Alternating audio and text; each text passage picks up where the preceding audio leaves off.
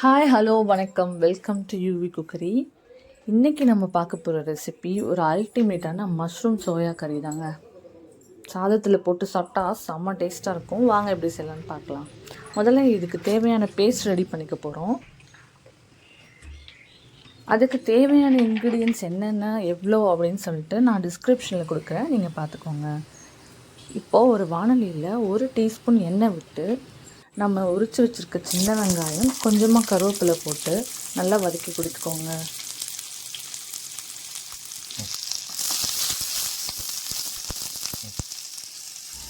இப்போ இது கூட நம்ம எடுத்து வச்சுருக்க சோம்பு, மிளகு, ஜீரகம், கசகசா, 2 காஞ்ச மிளகாய் இருக்கு இல்லையா, அதை போட்டு நல்லா வதக்கிட்டு கூடவே நம்ம நறுக்கி வச்சுருந்த தக்காளியும் சேர்த்து வதக்கிக்கோங்க. தக்காளி சீக்கிரமாக வேகணும் அப்படிங்கிறதுக்காக நான் கொஞ்சமாக கல் உப்பு சேர்த்துருக்கேங்க. அந்த மாதிரி சேர்த்துட்டு நல்லா வதக்கிக்கோங்க. நம்ம எடுத்து வச்சுருக்க இஞ்சி பூண்டு பேஸ்ட்டில் பாதியை மட்டும் இந்த பேஸ்ட்டில் சேர்க்க போகிறோம். சேர்த்துட்டு நல்லா வதக்கி விட்ருங்க. அப்புறம் நம்ம திருவி வச்சுருந்த தேங்காவையும் சேர்த்து இந்த மாதிரி வர அளவுக்கு நல்லா வதக்கிட்டு அதை நீங்கள் ஒரு தட்டில் ட்ரான்ஸ்ஃபர் பண்ணி ஆற வச்சுருங்க. இப்போது அதே வாணலியில் 2 டீஸ்பூன் எண்ணெய் ஊற்றிக்கோங்க. ஊற்றிட்டு கொஞ்சமாக சோம்பு, 1/2 டீஸ்பூன் சோம்பு போட்டு கருவேப்பிலை போட்டு வதக்கிக்கோங்க. அது கூட நம்ம நறுக்கி வச்சுருந்த பெரிய வெங்காயம் இருக்கு இல்லையா, அதை சேர்த்துட்டு நல்லா வதக்கிக்கோங்க.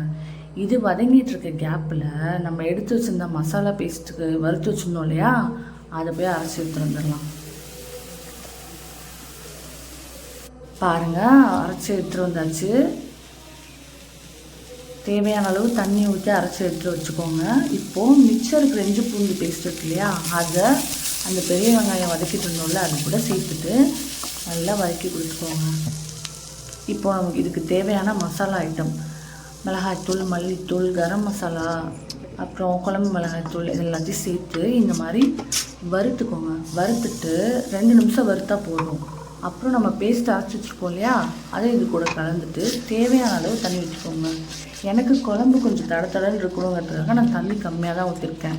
உங்களுக்கு எந்த கன்சிஸ்டன்சி வேணுமோ அதுக்கு ஏற்ற அளவுக்கு தண்ணி ஊற்றி கலந்து கொடுத்துக்கோங்க. இது நல்லா ஒரு கொதி வந்ததுக்கப்புறமா நம்ம நறுக்கி வச்சுருந்த மஷ்ரூம் இருக்கு இல்லையா, அதை இது கூட சேர்த்து ஒரு 2லேருந்து 3 நிமிஷம் ஹையில் கொதிக்க விட்டிங்கனாலே மஷ்ரூம் சீக்கிரமாக வெந்துடும். அதுக்கப்புறமா நான் சோயாவை ஹாட் வாட்டரில் ஊற வச்சு 2 நிமிஷம் கொதித்த ஹாட் வாட்டர் ஊற வச்சு தண்ணியெல்லாம் வடிகட்டி எடுத்து வச்சுருக்கேன். குழம்பு இறக்க போகிறதுக்கு 2 நிமிஷத்துக்கு முன்னாடி போட்டாலே போதும். பாருங்கள், போட்டு இறக்கி வச்சு கொஞ்சமாக மல்லித்தலையை தூவி சர்வ் பண்ணுங்கள். நீங்களும் சாப்பிட்டு பாருங்கள், அல்டிமேட்டாக இருக்கும். உங்களோட ஃபீட்பேக்கை ஷேர் பண்ண மறந்துடாதீங்க. தேங்க்யூ ஃபார் வாட்சிங்.